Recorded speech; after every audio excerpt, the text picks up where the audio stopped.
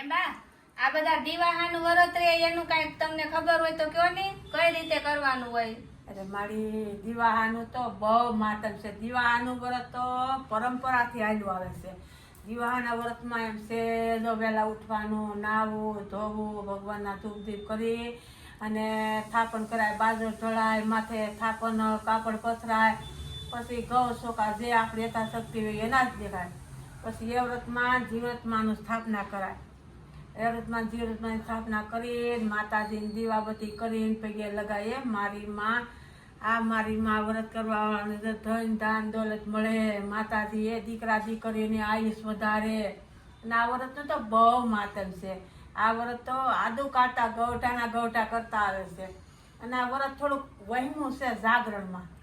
જાગરણમાં એમ છે કે આખો દિવસ આખી રાત પછી બીજો દી આખો દિવસ જાગરણ કરવાનું, એવું મોટું આનું જાગરણ હોય. અને વ્રતનું તો બહુ માતમ, બહુ મહત્વ દેખાડે મારી માં યા વ્રતમાં જીવ્રતમાં.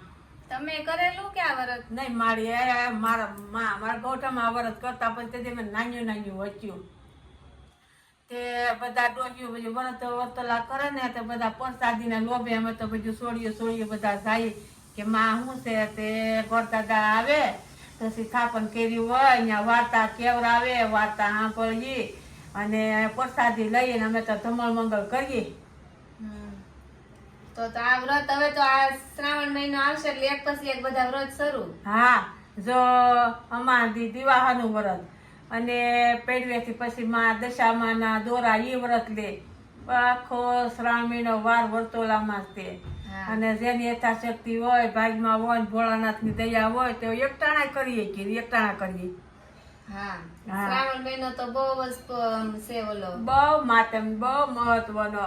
અને એ વ્રતમાં જીવ્રતમાં વ્રત કરે ને ફળા ન કરે ને ફળજલ હવની આશા પૂરી કરજો. જય વ્રતમાં, જય જીવ્રતમાં, હવની આમ પૂરી કરજો મારી માં.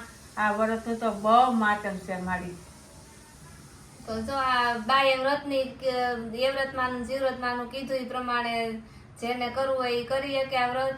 તો આ વિડીયો સારો લાગે તો લાઈક કરજો, શેર કરજો, ચેનલમાં નવા હોય તો સબસ્ક્રાઈબ કરજો. ફરી મળશું નવા વ્લોગ સાથે. ત્યાં સુધી બધાને સીતારામ, જય માતાજી, જય આપા દીદા.